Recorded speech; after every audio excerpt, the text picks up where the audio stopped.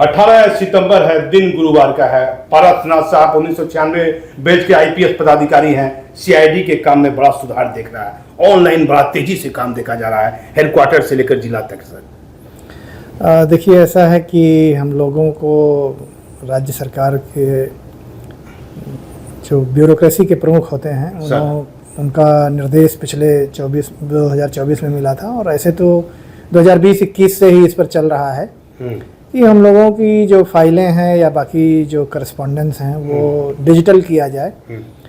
उसी के तहत पिछले साल 2024 में सितंबर से सीआईडी में हम लोगों ने चालू किया था और हमारा लगातार चल रहा है। फिर पुलिस मुख्यालय में भी डीजी साहब से विचार विमर्श करने के बाद में शुरू किया गया। तो डीजी साहब के साथ में जितने सेक्शंस हैं, प्रशाखा या शाखा जो भी हम लोग उसे कहें, उनमें 2 प्रशाखाएं ऐसी हैं जो 90% फाइलों को डिजिटली कर रहे हैं। सर तो ये वहाँ भी काफ़ी सुधार है। और भी सेक्शंस में कुछ और भी जो डिवीजन्स हैं, प्रभाग हैं, उनमें भी हो रहा है। और पीछे में फिर डीजी साहब के अनुमोदन से एक पत्र भी निकाला गया है। पहले तो हम लोगों ने मई में 9 मई को भेजा था कि जितना भी पत्राचार किया जाए वो इलेक्ट्रॉनिक माध्यम से किया जाए सर। और अब ये किया गया है कि फील्ड के जो रेंज आईजी हैं, डीआईजी हैं या फिर एसएसपी और एसपी हैं, वो लोग पुलिस मुख्यालय के किसी भी विंग से पहला माध्यम उनके लिए ई ऑफिस है। और अगर ई ऑफिस किसी कारण से नहीं चलता है या अभी शुरुआत नहीं हुआ है तो दूसरा माध्यम है एनआईसी मेल के माध्यम से पत्राचार करें। कोई भी डॉक्यूमेंट फिजिकल फॉर्म में भौतिक रूप से नहीं भेजें या ना ही भौतिक रूप से रिसीव करें। और जो मई 2025 में 9 मई को हम लोगों ने पत्र भेजा था, उसमें डाउन द लाइन मीन्स थाना और थाना के नीचे में जो भी पदाधिकारी काम कर रहे हैं सभी के लिए ये है कि आपसी पत्राचार सिर्फ इलेक्ट्रॉनिक माध्यम से किया जाए और इसी को इम्प्लीमेंट करने की कार्रवाई की जा रही है। 2 दिन से बैठक हो रही है। कल बुधवार को मैंने देखा 7 बजे तक बैठक कर रहे हैं, आज भी बैठक कर रहे थे। ये किस बिंदु पर विशेष बैठक? हम लोगों का 2-3 चीज़ है। एक तो जैसे हम लोग अपना ई ऑफिस लगभग हमारा साल भर होने वाला है। तो हम ई ऑफिस में अब और जो भी कुछ सुधार कर सकते हैं अपनी फंक्शनिंग में गुणवत्ता के पॉइंट ऑफ व्यू से, उसके लिए हम लोग बैठक करते हैं। ट्रेनिंग हम लोग एटीएस की कराते हैं। जो ज़िले में डायरेक्ट सब इंस्पेक्टर हैं, किसी किसी ज़िले से इंस्पेक्टर भी आते हैं जो नॉर्मली नहीं आना चाहिए पहले। तो इन लोगों की 12 दिनों की हम लोग ट्रेनिंग कराते हैं। उस ट्रेनिंग के लिए हमारे अपने जो इंडोर के क्लास होते हैं, उनके जो व्याख्यान देने वाले होते हैं, स्पीकर्स जो होते हैं, वो हम अपना खुद से डेवलप करते हैं। तो उसमें उनके प्रेजेंटेशन को हम लोग देखते हैं। जो सुधार की बात होती है वो हम लोग उन लोगों को देते हैं। जो पार्टिसिपेंट्स मिलते हैं, जो आते हैं ट्रेनिंग लेने के लिए, उनके जो सवाल होते हैं उनके आधार पर हम लोग अपने प्रेजेंटेशन को बार बार सुधारते हैं। तो 4 बार में जो हमारे शुरुआती प्रेजेंटेशन हैं वो कम्प्लीटली बदल चुके हैं। सर क्या लगता है देर शाम तक 7 बजे 8 बजे तक बैठ रहे हैं? पहले तो जितना देर नहीं बैठते थे। नहीं, इसके अलावा जो दूसरा पार्ट है वो हमारा है केस का अनुसंधान है, या केस के जो जिन केसेस का अनुसंधान हम लोग नियंत्रण कर रहे हैं उनमें गुणवत्ता लाने के लिए हम लोग कार्रवाई कर रहे हैं। तो हमारे यहाँ इस पर भी बैठक होती रहती है। अभी जैसे जो चल रही थी बैठक इस समय में, वो हमारे कांड के अनुसंधान के संदर्भ में बैठक चल रही है।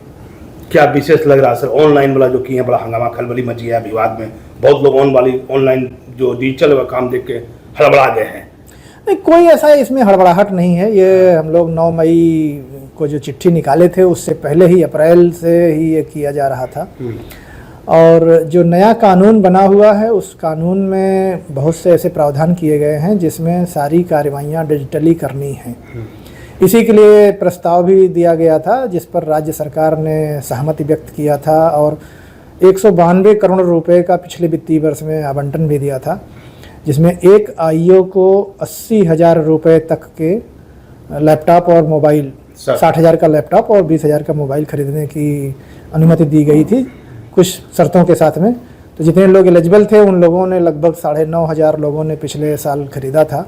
उसके बाद में फिर इस साल भी फंड की व्यवस्था की गई है। तो जो बाकी हैं और जो एलिजिबल हैं उनको भी इस वर्ष खरीदा जाएगा। अब इसके बाद में मुख्य सचिव महोदय ने सीआईडी को यह निर्देश दिया कि जो ये लैपटॉप और मोबाइल खरीदे गए हैं इनका उपयोग सुनिश्चित किया जाए। इसी के आलोक में ये काम चल रहा है पुलिस महानिदेशक के अनुमोदन से। तो बिना पुलिस महानिदेशक के अनुमोदन के हम लोग कुछ भी नहीं कर रहे हैं।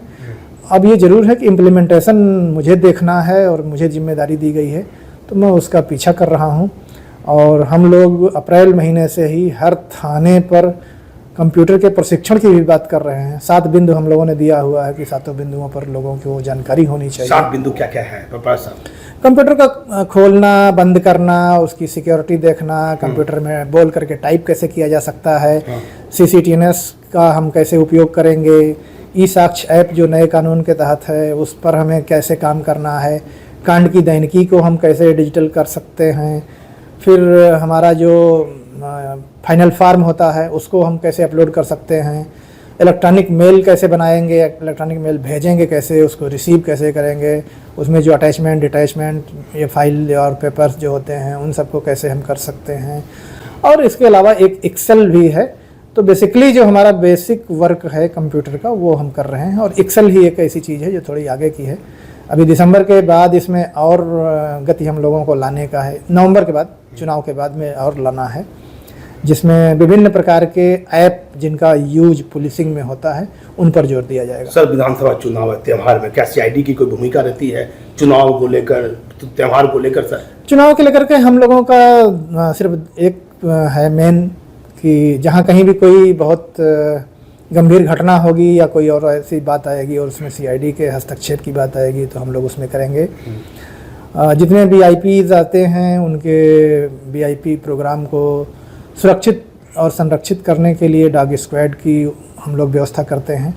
और जो हमारे पास में मैन पावर है उसका जहाँ जहाँ डिप्लॉयमेंट होता है वहाँ हम लोग अपना मैन पावर उपलब्ध कराते हैं। तो हमारा रोल इलेक्शन के संदर्भ में यही इतना है। सर, DGP साहब, जनता दरबार जो आवेदन आ रहे हैं कई गंभीर मामले CID को फॉरवर्ड कर देते हैं, क्या उसका निष्पादन में क्या अपने से आप देख रहे हैं? हाँ, हम लोग देख रहे हैं। नहीं, देखने को हर कोई देख रहा है। जैसे मैं हूँ, मेरे नीचे में जितने भी पदाधिकारी हैं, IG, DIG, SP, DSP, सारे भी जो भी चीज़ें होती हैं हम लोग उनका इमीडिएट कोशिश कर रहे हैं कि सब जल्दी से जल्दी जांच होने के बाद में पूरी रिपोर्ट फिर हम लोग DG साहब को पुटअप करते हैं, जिसमें रहता है पुटअप करने के लिए। और जिसमें पहले से ही निर्देश रहता है कि परामर्श पत्र निर्गत कर दिया है तो हम लोग उसमें परामर्श निर्गत कर रहे हैं। लंबित मामले को लेकर सर? दोनों ही चीज़ों पर लंबित मामले हैं, उसकी भी आंकड़े हैं, इसको लंबित मामले में उसकी भी समीक्षा की जा रही है। आपको होने जा रहा है, कुछ सुधार देखा कि नहीं पड़ा? सुधार थोड़ा कह सकते हैं। एक चीज़ ये होती थी कि पहले लोग बिना पूरी कार्रवाई पूर्ण किए और कागज में आंकड़े दिखा देते थे कि हम लोगों ने काम कर दिया है। अब हम लोगों ने इस पर लगाम लगाने का आदेश निर्गत किया हुआ है। तो जनवरी फरवरी के आसपास से अब यह है कि जितना आप काम करें उतना ही दिखाइए, बिना काम किए नहीं कोई दिखा सकते हैं। तो जैसे पॉकेट डिस्पोजल कहा जाता है, इस पर हम लोगों का कंप्लीट रोक है। और अगर जो कोई भी कहीं पाया जा रहा है उस पर कार्रवाइयाँ हो रही हैं। अब तक 6 लोगों पर कार्रवाइयाँ हो चुकी हैं इस आधार पर। किस जगह कार्रवाई हुई? 6 जगह से बताया? ये मुख्यतः बेतिया रेंज के ही हैं और दूसरे अभी रेंज में नहीं हैं। लेकिन जहाँ कहीं भी ऐसा कोई भी उदाहरण पाया जाएगा तो उस पर कार्रवाई किया जाएगा। बेतिया में 6 पुलिस अफसर पर कार्रवाई की गई है। हाँ सर, मूर्ति विसर्जन जो होता है इसमें CID के पदाधिकारी, इसमें हम लोगों का रोल नहीं होता है। हम लोग इस पर चुनाव में जो अधिक पैसा लेके जाता आता है ये सारा दूसरे लोगों का रोल है। हमारा रोल मैंने आपको बता दिया कि 3 प्रकार का सिर्फ है। एक सुरक्षा के लिए डॉग स्क्वाड की प्रतिनियुक्ति करना, दूसरा जो मामले इस तरह के हैं कि बल उपलब्ध कराना, और तीसरा कोई सीरियस मामला है तो उसमें हमें अपना आदमी जांच कराना या कोई इस तरह का हेल्प देना।